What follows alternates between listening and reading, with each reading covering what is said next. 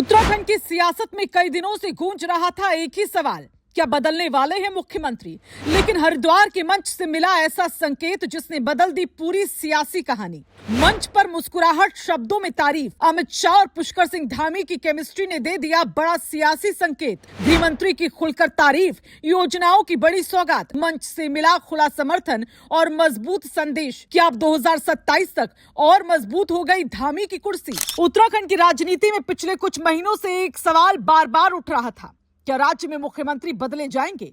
कभी विपक्ष इस मुद्दे को हवा देता तो कभी राजनीतिक गलियारों में अटकलों का दौर तेज हो जाता। लेकिन हरिद्वार से आई एक तस्वीर और एक मंच ने इस तमाम चर्चाओं पर विराम लगा दिया। दरअसल केंद्रीय गृह मंत्री अमित शाह के हरिद्वार दौरे ने उत्तराखंड की सियासत को नया संदेश दे दिया है। धामी सरकार के 4 साल बेमिसाल कार्यक्रम में जिस तरह से गृह मंत्री और मुख्यमंत्री पुष्कर सिंह धामी की केमिस्ट्री नजर आई, उसने साफ संकेत दिया कि फिलहाल उत्तराखंड में नेतृत्व परिवर्तन की चर्चाओं में कोई दम नहीं है। मंच से अमित शाह ने सिर्फ औपचारिक बातें नहीं की, बल्कि खुलकर मुख्यमंत्री धामी के कामकाज की सराहना की। उन्होंने कहा कि धामी के नेतृत्व में उत्तराखंड तेज गति से विकास की राह पर आगे बढ़ रहा है। 4 साल के अंदर मुख्यमंत्री धामी जी ने एक एक समस्या को चुन चुन कर समाप्त करने का एक रचनात्मक अभिगम लिया। इसके कारण उत्तराखंड आज विकास के रास्ते पर 2 दूनी रात चौगुनी गति से आगे बढ़ रहा है। शाह ने यह भी कहा कि पहले सरकारी नौकरी को लेकर लोगों में निराशा थी, क्योंकि बिना सिफारिश और बिना रिश्वत नौकरी मिलना मुश्किल माना जाता था। लेकिन अब हालात बदल रहे हैं। गृह मंत्री ने कहा कि धामी सरकार ने भर्ती प्रक्रिया को पारदर्शी बनाने का काम किया है। अब ना पर्ची ना खर्ची। ये संदेश राज्य के युवाओं के बीच भरोसा पैदा कर रहा है। जोर जोर से नारे लगा रहे हैं। 1900 युवाओं को पुलिस आरक्षियों का नौकरी मिल गया है। मैं सभी युवाओं को मन से पूछना चाहता हूं, अगर कांग्रेस की सरकार होती तो ये नौकरी आपको मिलती क्या? जरा जोर से बोलो, मिलती क्या? पर्ची भी चाहिए होती और खर्ची भी लगती, दोनों लगता। अब कोई सिफारिश की जरूरत नहीं, कोई रिश्वत नहीं देनी है। और यहां पर धामी जी ने जो नकल विरोधी कानून बनाया है, वो कानून ने एक प्रकार की पारदर्शिता रोजगारी क्षेत्र में लाई और इसके कारण ये संभव हो पाया। अमित शाह के इस बयान को सिर्फ प्रशंसा नहीं बल्कि राजनीतिक समर्थन के तौर पर भी देखा जा रहा है। उन्होंने पूर्व की सरकारों पर निशाना साधते हुए कहा कि पहले सचिवालय में कमीशन एजेंटों का बोलबाला रहता था, दलित छात्रवृत्ति जैसे घोटालों के आरोप लगते थे और भ्रष्टाचार की खबरें सुर्खियां बनती थी। लेकिन धामी सरकार ने ऐसे मामलों पर सख्ती से लगाम लगाने का प्रयास किया है। कांग्रेस के जमाने में ढेर सारे भ्रष्टाचार के आरोप लगे। हरीश रावत स्टिंग प्रकरण, दलितों की छात्रवृत्ति का घोटाला, कमीशन एजेंटों से भरा हुआ सेक्रेटेरिएट, शराब नीति का स्टिंग कांड, कुमाऊं खाद्यान्न घोटाला। हमारी 9 साल सरकार रही। पहले त्रिवेंद्र सिंह रहे, फिर पुष्कर सिंह। हमारे विरोधी भी हमारी सरकार पर भ्रष्टाचार का आरोप नहीं लगा सके हैं। एक पारदर्शी तरीके से यहां पर 9 साल सरकार चलाने का काम भारतीय जनता पार्टी ने किया है। कार्यक्रम में अमित शाह ने एक और अहम मुद्दे का जिक्र किया, यूनिफॉर्म सिविल कोड इन उत्तराखंड। उन्होंने कहा कि उत्तराखंड देश का पहला राज्य बन गया है जिसने यूनिफॉर्म सिविल कोड लागू करने की दिशा में ठोस कदम उठाया।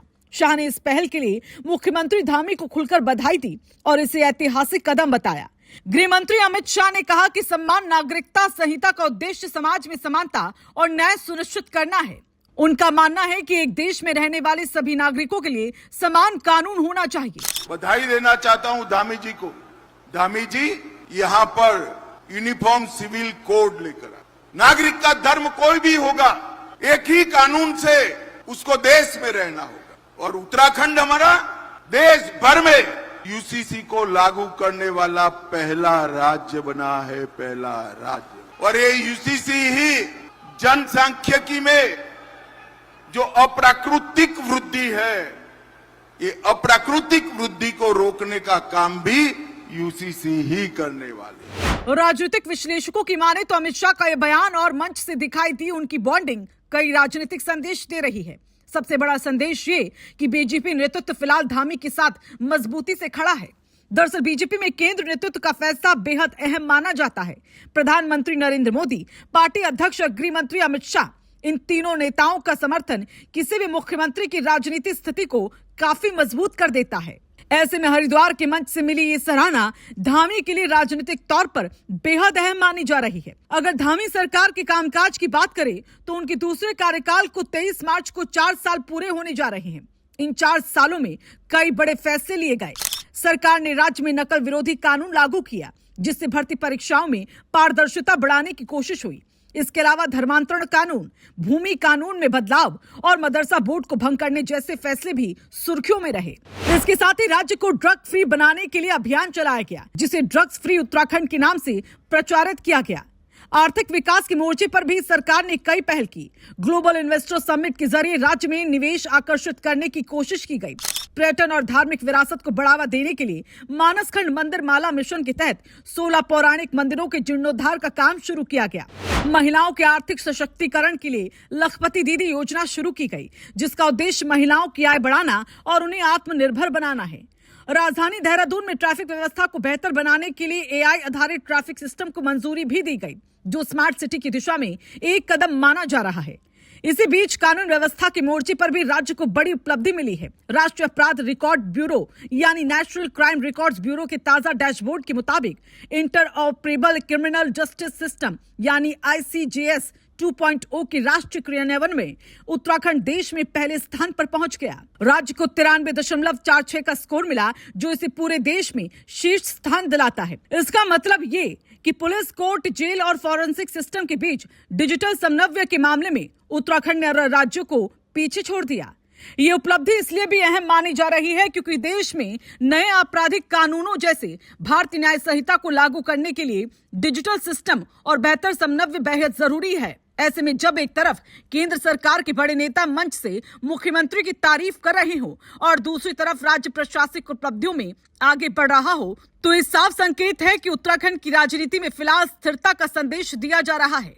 राजनीतिक जानकारों का मानना यह भी है कि संदेश सीधे सीधे 2027 के विधानसभा चुनावों की तैयारी से भी जुड़ा है। पार्टी फिलहाल नेतृत्व को लेकर किसी तरह का जोखिम लेने के मूड में नहीं दिख रही।